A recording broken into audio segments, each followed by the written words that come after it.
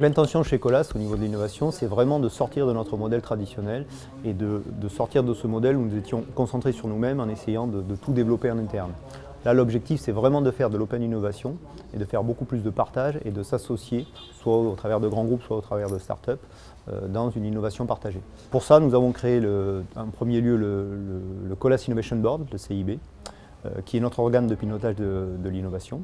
Et à partir de cet organe-là, nous avons créé ensuite, en deuxième niveau, le CIB Développement, qui est la partie financière qui va nous aider à accompagner des startups.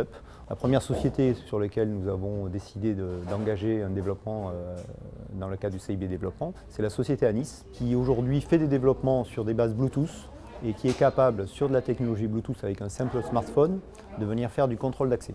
Avec la technologie Anis, en fait, nous allons pouvoir adresser différents marchés. Il y a d'abord le marché traditionnel qui est le nôtre, qui est le marché des collectivités publiques. Aujourd'hui, les centres-villes sont gérés par des bornes escamotables et cette gestion-là est faite traditionnellement par badge, par digicode, par interphone. Là, n'importe qui pourra rentrer demain de façon permanente ou temporaire avec une gestion des droits dématérialisée avec son simple smartphone.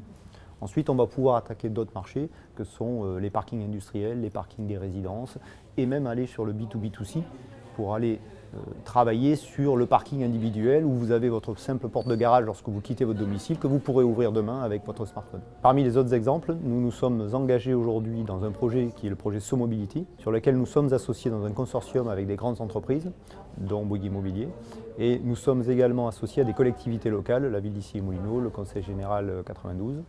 On va regarder les problématiques de covoiturage, les problématiques d'utilisation, meilleure utilisation des transports en commun, les problématiques de tiers-lieux comme Nextdoor où les gens peuvent venir travailler et donc limiter les déplacements. L'objectif de ce projet, c'est avant tout de réduire les émissions de CO2 et de fluidifier le trafic.